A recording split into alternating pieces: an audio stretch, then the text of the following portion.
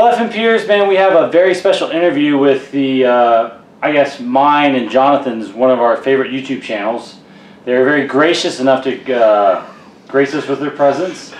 And we have Lawrence, hello, Stig, and Bone, and of course Jonathan. And I'm over here behind the camera asking them the questions. So they agreed, so we're going to answer. We're going to ask them a couple questions, and just get the responses to it. So guys, what actually got y'all into the hobby? I guess we'll start with you, Lawrence. Sure. I was about 8 or 9, and I went into a local newsagent, and I saw this like fantasy cover of a White Dwarf. I think it was like issue 100 and something, and I just saw the picture. I was like, this looks awesome. Picked it up, and asked my mum if I could get it. Read through it, and I was like, this is amazing. And then that was actually my only exposure to Warhammer for between 8 and 10. And then it was like the last year of primary school, I think you guys would say elementary school, and someone came in with some models, and I was like, oh, I remember reading about this. And they actually were they didn't want them anymore, so they gave me some of the models. And it was an elder, what they called an elder dreadnought back then. So it was a Wraith Lord. Oh, and then I found out that there was a Games Workshop in central London, and that was it. I went there, and I never looked back. Yeah. So Stig, what about you?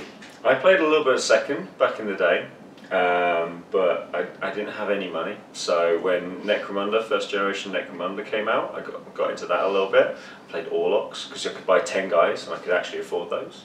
And that was really cool. And then nothing then happened. I had like 25-year break, and I was working with Lawrence and with Beard, and the idea of TT started happening, and then I went, oh yeah, I remember that. And then a little bit down the line, I was like, yeah, maybe I should have a go at this. And the rest is history. Well, me, I guess it's me now, right? Yeah, so I got drawn into a Thursday games night at a local GW when I was visiting my aunt in Sydney, and I was probably about 8 or 9, and I was like blown away by how epically cool all of this stuff was. And an Assassin Codex had just come out. In fact, I think it may have been, it was like really, it was paper thin, right? Yeah. And so they were giving this away, but you had to like do something. So my 9-year-old self jumped up on a table and danced to Spice Girls. Nice. So nice. I won the. Strong choice. I thought so, yeah. So I won the Codex, and I went back the next day and bought like the big Start Collecting box, which had all the Marines in it and the Orcs. Yeah. So I'm not sure, was that second? That was second edition. Oh, that was second, yeah. So and that was it, and I've never really looked back. I mean, I had a break. I like a lot of people. I kind of got to high school, and none of my friends really played, and I decided that I wanted to. Play a bit more sport, and Australia's all about that sort of stuff, so I did all that, and then Lawrence and I actually met at drama school, so we were already pretty good pals, I would say. I mean, he's alright. And then, but I've been living in London for a bit, and then I went back to Australia, and Lawrence kind of called me up. He said, look, I'm starting this thing, Tabletop Tactics, I think you'd be great when you come back to London. And the rest is history. Got on a plane a few months later, and here we are. Yeah. Yeah. Wow. That was it. Yeah. That's pretty amazing. So y'all started like really young. Yeah. Yeah. I didn't get involved until I was in college, but it's been a blast ever since. Yeah. So another question, since it's all about the hobby, what's y'all's favorite part of the hobby? Is it painting, playing, fluffing, reading fluff? What is it? All three. It's equal for me. Like I think playing's great, but I actually really enjoy painting individual models. I really like converting something. Yeah. I have to admit, painting a whole army I find really hard because it gets repetitive, especially these days where you often have many of the same thing. But I do enjoy the painting of single models. I love reading the fluff. Like I'm still going through the Heresy series now. I've done the Gaunt's Ghosts novels. I've done most of the 40k standalone novels. Fluff is awesome. I mean, it's part of. It was the imagination, especially as being an actor, that got me into the hobby in the first place. And then the game and the rules came later when I actually understood them as a teenager as opposed to when I was a kid. You know? Yeah. So yeah, that's it for me. Yeah. I think it's one of those that every aspect, because there are times where I might not get as much filming in as I'd like, so I'm not playing as much as I'd like, but I'm still being able to read a novel, listen to an audiobook. I'm still getting a lot of painting going on. There's always stuff going on with it, so I think it's all of it. Similarly, I love a good kit bash. I think that's always, conversion of something is always something to get my teeth into too. Yeah. It's definitely gaming for me, and then the fluff would be the second one, and hobby would probably be the third part for me, if that's kind of the order. It's like, it's not that I don't like the hobby, it's just I find because we're so busy that whenever we're hobbying, we're really under the pump, as it were. Yeah. We've got to get it out there as quickly as possible. So I find that these days I don't actually have much time there to sit down and just really take my time to paint something that I would really like, you know. So if that changes, I'm sure that hobby will start to creep up again. But yeah, so that's me. So since you all your three y'all answered, y'all really like fluff. Who's y'all's favorite character from either Age of Sigmar, the old fantasy, or maybe 40K? Ooh. Can be one I made up. It can be whatever you want, man. Spain. The leader of my Space Force, hero of the 41st millennium. You've not mentioned him before. No, he's definitely my favourite. Yeah. So you're gonna choose one you made up. That's strong. Okay. Or Garviel Loken.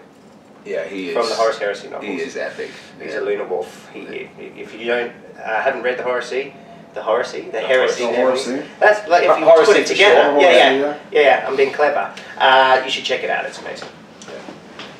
I think I'm reading Gaunt's Ghost series at the moment, and there's one of the snipers, the scouts called McCall. Yeah, he's amazing. Is just an absolute badass. He's brilliant. Luke Benner is amazing as well, though.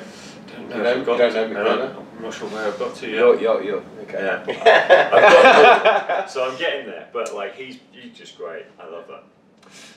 So for me, I think there's a lot of characters I like, especially because fantasy was what I was really into actually growing up as well. So I've always liked fantasy over sci-fi, actually, weirdly. But then the sci-fi universe of 40K is so gothic, it's almost fantasy-esque anyway. It's like completely unique, it's amazing. For me, well, obviously the spider, you know, the Archon of the Void spiders, I have to say is my favourite. I've always liked the villains because they're really interesting. Being the good guy can be a bit boring. Fair enough. So you know, when you're the bad guy, you can do anything, right? So I like the spider. I think heresy-wise, Garviel Loken. And without any spoilers, the links to potentially a modern chapter that he has are just incredible. When you start piecing it together, you're like, it's really no spoilers, because I'm a little bit further behind on Heresy. Sorry, that doesn't really say. It doesn't say anything. Yeah. Are y'all sure it doesn't say anything? No. So a lot of times we always talk about, you know, new players. So if you get, I know Stig, you actually just started playing, recently really started playing about a year and a half ago. So you're fairly pretty new. What advice would y'all give a new player who's just getting into the 40K hobby? Don't play it on a channel. It's a terrible way to start playing. That is? No, it's great, but like it's the thing for me, and you guys probably disagree or what have you, but because I think one of the best things to do is to play the same list. And just get used to your list, and that's completely opposite of what I can do because I have to play different ones all the time. So I think getting used to one set of things and getting used to it and just playing as much as possible is the thing I would say. I'd say rule of cool is the most important thing. So if you're just starting out, just find an army and models that you like the look of, paint them up, and kind of worry about. I mean, you could start thinking about building your lists and all that sort of stuff, but try and immerse yourself in the hobby. Paint your favourite character, give them your own name, like Cadmus Bane or the Spider and all that sort of stuff, because it just makes it, when you're playing the game, it makes it more than just rolling dice and using them as tokens. Get immersed in it. I think if you do that, it will enrich in your love for the hobby for many more years to come. That'd be my advice. Rule of cool every day. Yeah, I think it's also about the group that you choose to hang with, or there's usually someone who will introduce you to the hobby, unless you just happen to wander into a store. Try and find people that have the same idea of the way that they want to play, or you have the same ideas of what the hobby is, because maybe if you go into a really competitive place but actually you're interested in playing maybe just a single faction, you might have a bit of a rough ride, so you need to definitely hang with people or find people online. It's just the online community is amazing. That want to play the same way as you, and that way you'll have a much easier ride into it. Because I know that I've had friends in the past which have started and had some very competitive groups around them, but they just kept getting absolutely trashed and then just fell out of it. They were like, this game is bad, because they just wanted to use their single faction army or whatever. So yeah, I'd say just make sure you get the right group. If you're into competitive right away, great. That'll probably be quite easy. I think in the States you've got an amazing network of competitive bases, where in the UK it tends to be a little bit more fluffy, generally speaking. So yeah, find what you're into and then find the right group. Well, the last question I had for you guys is, I think we all may know, but I just want to ask, what is y'all's favorite army? And how long have you been playing your favorite army for? Well, obviously mine's Tau. Really? Yeah, I wore a toga the entire weekend. The purple toga will live forever. I've been playing Tau. I feel like I've been playing Tau for a lot longer than I have. So I started playing Tau essentially as soon as I came on the channel. But because although I said I had that gap where I didn't play the game as such, I was playing Dawn of War, like the computer games. I was playing, it was when the Sisters of Battle came out versus the Town. I used to just play it all the time. I had my Barracudas flying around, and the Cretan Tau were working as one, and it was awesome. So it's always been Tau. I love Tau. They're amazing. Admech, funnily enough, it took a long time. We spent a long time going back and forth with what was going to be my first army. I kept coming in going, oh, what about this, what about that? Went through various different things, and then when I discovered Admech, I was like, that's it. They're the ones. And I've been playing them since the beginning. My first ever game is still on a YouTube channel. You can see it. First ever game of 40k is on there. And some of the Rangers that I've used this weekend were the first guys that I painted ever. Yeah. So it's amazing. For me, obviously the obvious choice would be Drakari, but actually Grey Knights are probably equal in my mind, and Blood Angels are a very, very close third. But let's stick with Drakari. I mean, that's what's exciting. Well, I want you to play more Grey Knights, because I love Grey Knights. Well, I love them, but I mean that goes to what we were just talking about. I could have bought the Grey Knights to the LVO, but that would have been a real rough ride. Especially if I'd done them as just pure standalone Grey Knights. So you kind of need to know when to play the armies to have the most enjoyment with them. Because Grey Knights, unfortunately, as of filming this, are in a really bad spot. But Drakari in a good spot, so swings and roundabouts. Well, guys, I appreciate y'all sitting down with us and taking a little time out of y'all's very busy schedule. And just once again, thanks. And I want to thank y'all for all the good stuff y'all do for the hobby. Because y'all produce great content, and it's because of people like you. I think this hobby's grown so much in these last probably 3 to 4 years. It's just guys like y'all that make content. Just like Jonathan. It's just all about us getting more content out there, and getting new people into this hobby and making the hobby grow. So appreciate it, guys. Thank y'all so much. Thank you. Thank you. Thank you.